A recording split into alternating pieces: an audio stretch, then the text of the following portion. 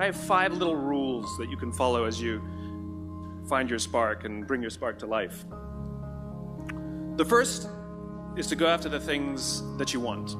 The rule is you can go after whatever you want. You just cannot deny anyone else to go after whatever they want. So the point is you don't have to wait in line. You don't have to do it the way everybody else has done it. You can do it your way. You can break the rules. You just can't get in the way of somebody else getting what they want.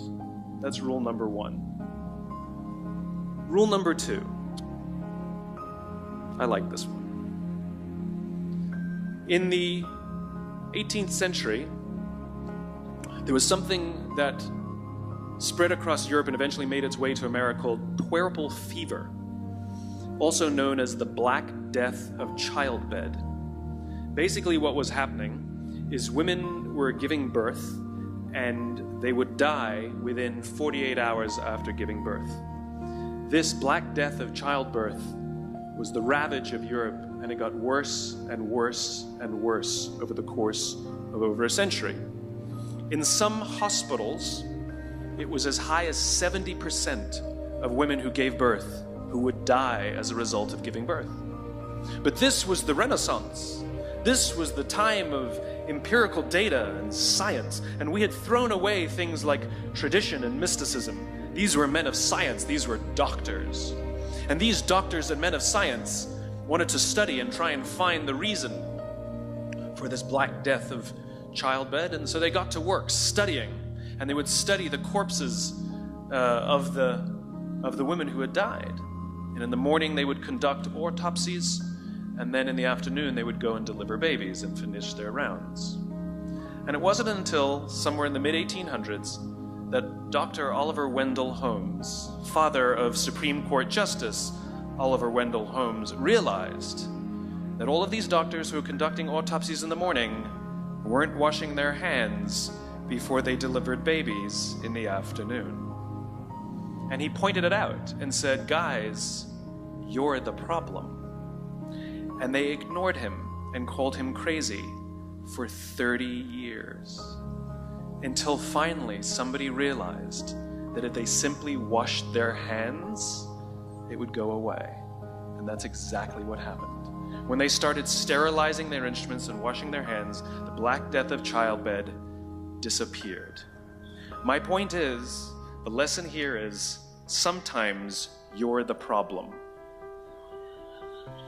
We've seen this happen all too recently with our new men of science and empirical studiers, and these men of finance who are smarter than the rest of us until the thing collapsed.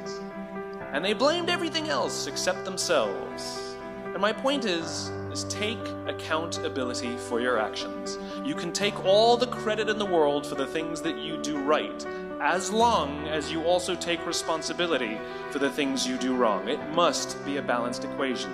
You don't get it one way and not the other. You get to take credit when you also take accountability. That's lesson 2. Lesson 3, take care of each other. The United States Navy SEALs are perhaps the most elite warriors in the world. And one of the SEALs was asked, who makes it through the selection process? Who is able to become a SEAL? And his answer was, I can't tell you the kind of person that becomes a SEAL. I can't tell you the kind of person that makes it through BUD/S. But I can tell you the kind of people who don't become SEALs.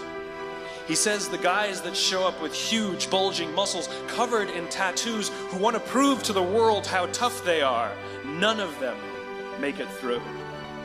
He said the preening leaders who like to delegate all their responsibility and never do anything themselves, none of them make it through. He said the star college athletes who've never really been tested to the core of their being, none of them make it through. He says some of the guys that make it through are skinny, scrawny. He said some of the guys that make it through, you will see them shivering out of fear.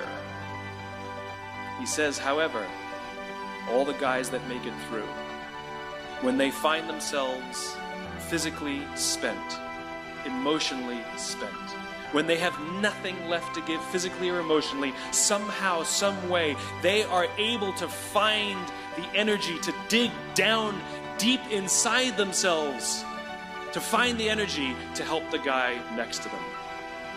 They become SEALs, he said. You want to be an elite warrior. It's not about how tough you are. It's not about how smart you are. It's not about how fast you are. If you want to be an elite warrior, you better get really, really good at helping the person to the left of you and helping the person to the right of you. Because that's how people advance in the world. The world is too dangerous and the world is too difficult for you to think that you can do these things alone. If you find your spark, I commend you. Now, who are you going to ask for help, and when are you going to accept help when it's offered? Learn that skill. Learn by practicing helping each other. It'll be the single most valuable thing you ever learn in your entire life. To accept help when it's offered and to ask for it when you know that you can't do it. The amazing thing is, when you learn to ask for help, you'll discover that there are people all around you who've always wanted to help you. They just didn't think you needed it because you kept pretending that you had everything under control.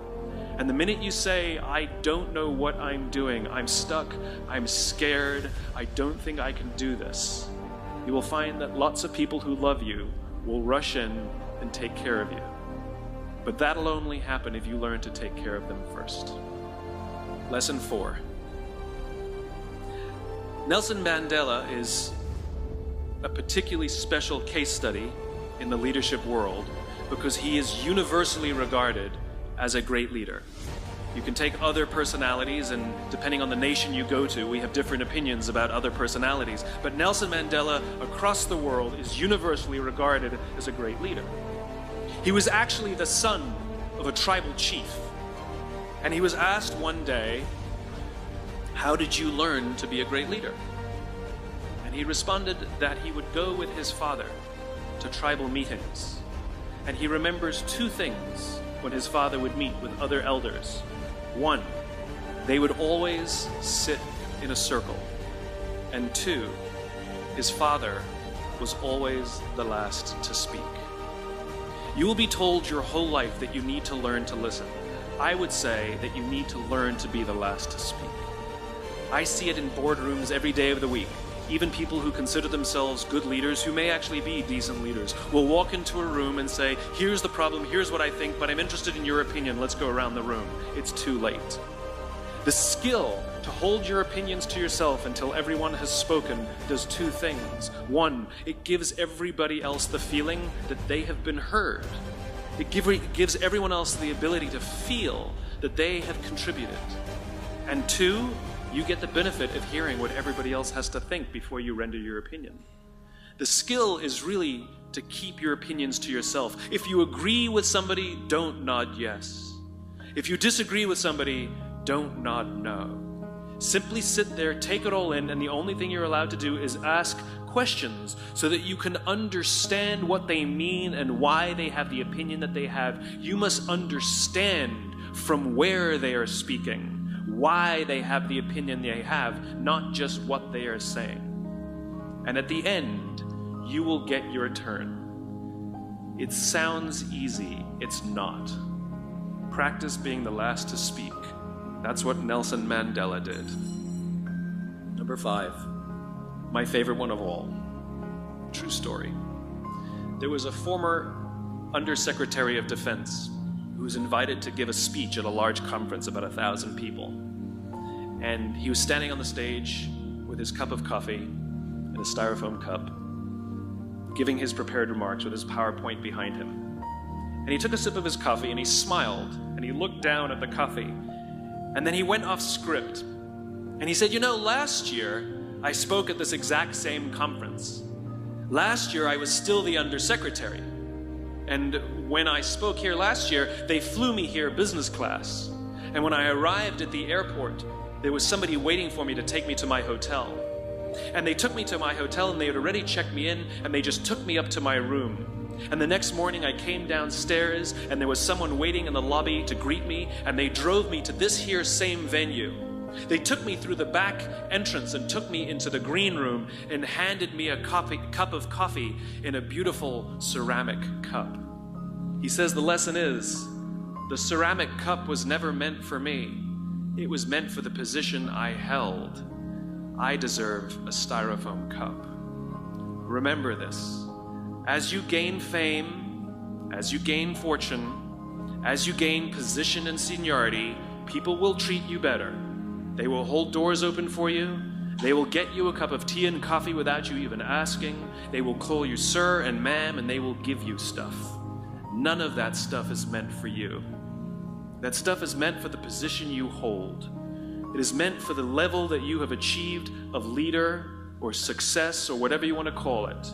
But you will always deserve a styrofoam cup. Remember that. Remember that lesson of humility and gratitude. You can accept all the free stuff. You can accept all the perks. Absolutely, you can enjoy them. But just be grateful for them and know that they're not for you.